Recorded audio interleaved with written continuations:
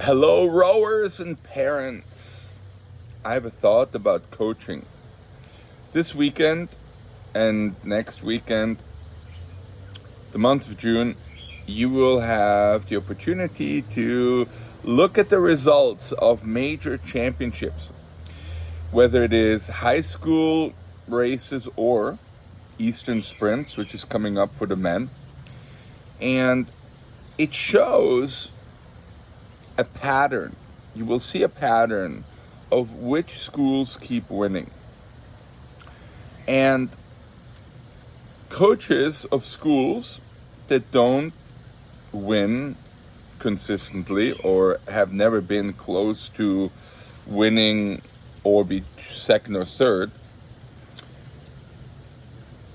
you will hear that they will often say, well, the other teams had bigger, stronger people, better ERC scores. In colleges, they will talk about being able to recruit better athletes. But very rarely will coaches say that we should have worked more on technique, because the people that we have, they have the capability to physically be as strong as the boat that had won. And when you look at results, it's not always the physically strongest boat that wins. It's the boat that rows technically the best. The issue is, the boat can only be technically as good as the message from the coach gets to the brain of the athletes. And if the message is unclear, what the rowing stroke is supposed to look like, blade entry, how you use your body while during the drive, and how you glide on the recovery. By the way, you glide longer on the recovery than you drive. So gliding really matters. There's no chance that a boat with bigger ERC scores is going to beat another boat with an ERC score average that's 10 seconds or even 15 seconds slower. Technique matters. Coaching matters. So for me, I've been around the block now as an athlete and now coaching-wise over the years. Coaches need to keep brushing up on their capabilities. There's no reason why always the same, well, actually there is. It's a pathetic reason that always the same crews end up winning the championships. The coaches who lag behind and don't look at themselves in the mirror and say to themselves, am I improving my coaching capabilities? They're to blame. They're to blame. If they cannot come up with new exercises to optimize the technique, then they're stagnating. They're flat. They don't get outside information to improve their eye.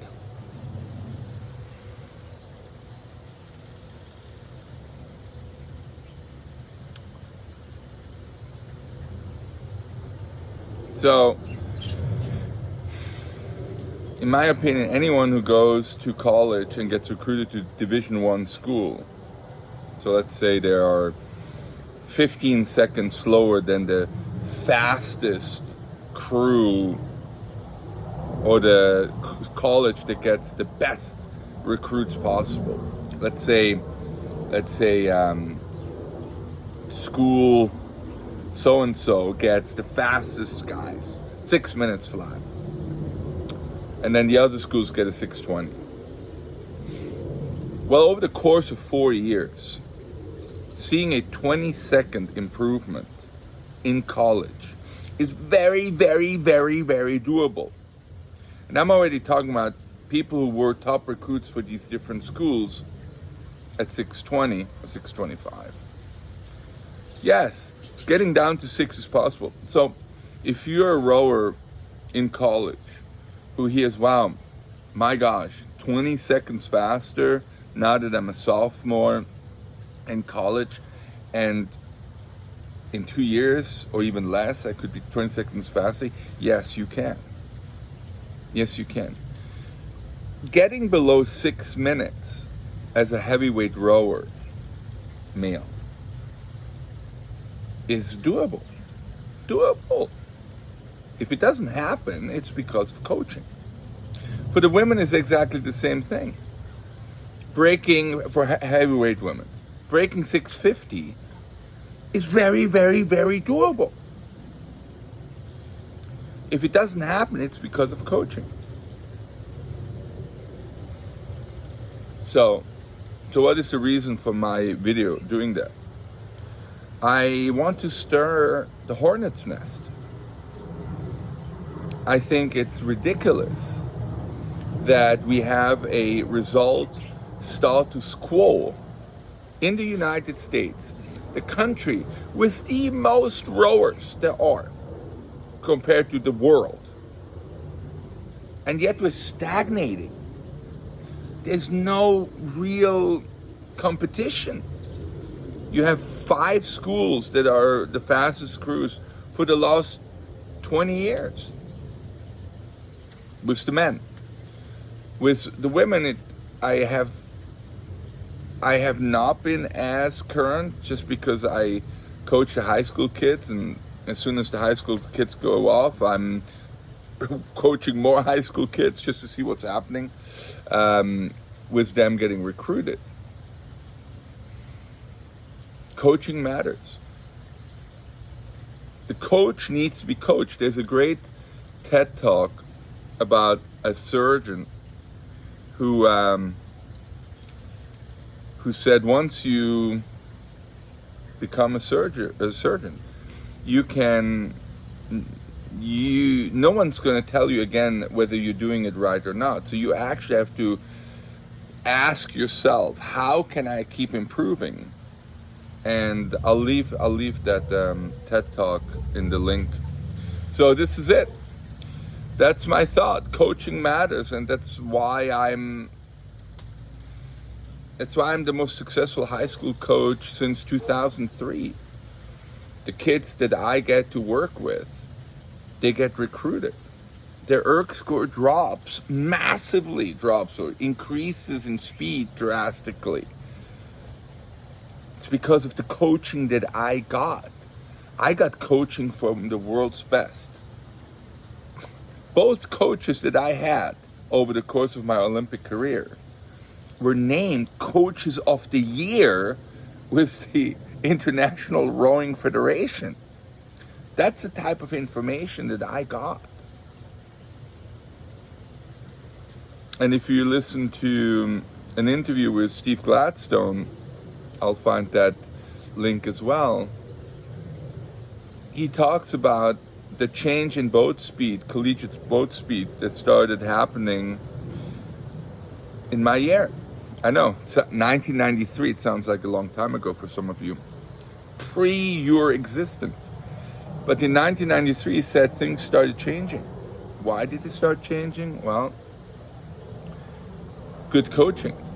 My coaches came over and worked with Steve and Scott Roop, and to Steve's amazing achievement, I give credit to him that he kept improving. Why does Steve Gladstone keep winning? People will say, oh, he gets these recruits and blah, blah, all these excuses. That's why Steve is winning. Now, of course, they're about to race, who knows what's going to happen, right? But Steve at the moment is the most successful collegiate rowing coach in history. Why is that? Self-analysis, introspection, learning, keep learning, the thirst of winning, the passion of wanting to win, and learning not to destroy what he gets through recruiting. All right, that's my thought, you people. Row well, and if you're passionate about rowing, you give me a look at the website, because you can get faster.